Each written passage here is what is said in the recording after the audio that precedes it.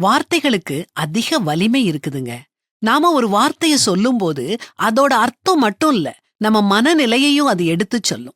உதாரணத்துக்கு, மன்னிச்சுக்கோன்னு சொல்றது மட்டும் இல்ல, சாப்பிட்டியா அப்படின்னு கேக்குறது கூட ஒரு சமாதான வார்த்தை தான். உன் இஷ்டம்னு பதில் வந்துச்சுதுன்னா, நம்முடைய இஷ்டப்படி செய்ய அவங்க விரும்புறாங்கன்னு அர்த்தம் இல்ல. எனக்கு இஷ்டம் இல்லன்னு சொல்றாங்கன்னு தான் அர்த்தம். எதுக்கு வாங்குனோமோ அதைத் தவிர மற்ற எல்லாத்துக்கும் பயன்படும் ஒரு பொருளுக்கு டைனிங் டேபிள்னு பெயர். தனிமைனா என்னங்க? நிம்மதியா உட்கார்ந்து போனை நோண்டிக்கிட்டு இருக்கிறது தான் தனிமை.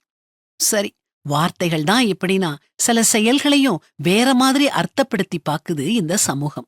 சட்டையின் முதல் பட்டனை போடாதவன ஒழுங்கில்லாதவன்னு சொல்லும் சமூகம், காலர் பட்டனையும் சேர்த்து போட்டா லூசுன்னு சொல்லுது.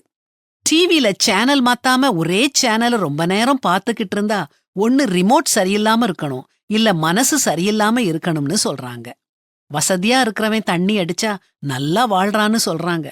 வசதி இல்லாதவன் தண்ணி அடிச்சா கெட்டு ஒளிஞ்சிட்டான்னு சொல்றாங்க. லைப்ரரி போறவங்கள இந்த சமூகம் வித்தியாசமா பாக்குது. ஆனா குடிக்கிறவங்கள இயல்பா பாக்குது. எதுக்கு நான் இத்தனை உதாரணங்களை சொல்லிட்டே வர்றேன்னா, நாம வித்தியாசமா இருக்கணும். நாம நினைக்கிறத சொல்லணும், அதையும் தெளிவா சொல்லணும். எது நல்லதோ அத நல்லதுன்னு சொல்லணும், எது கெட்டதோ அத கெட்டதுன்னு சொல்லணும். நாமும் எப்பவும் நல்லதையே செய்ய முயற்சிக்கணும். கர்த்தருக்கு பிரியமானது இன்னதென்று நீங்கள் சோதித்துப் பாருங்கள். கனியற்ற அந்தகார கிரியைகளுக்கு உடன்படாமல் அவைகளை கடிந்து கொள்ளுங்கள் அப்படின்னு பரிசுத்த வேதாகமும் நமக்கு கற்றுக் கொடுக்குது.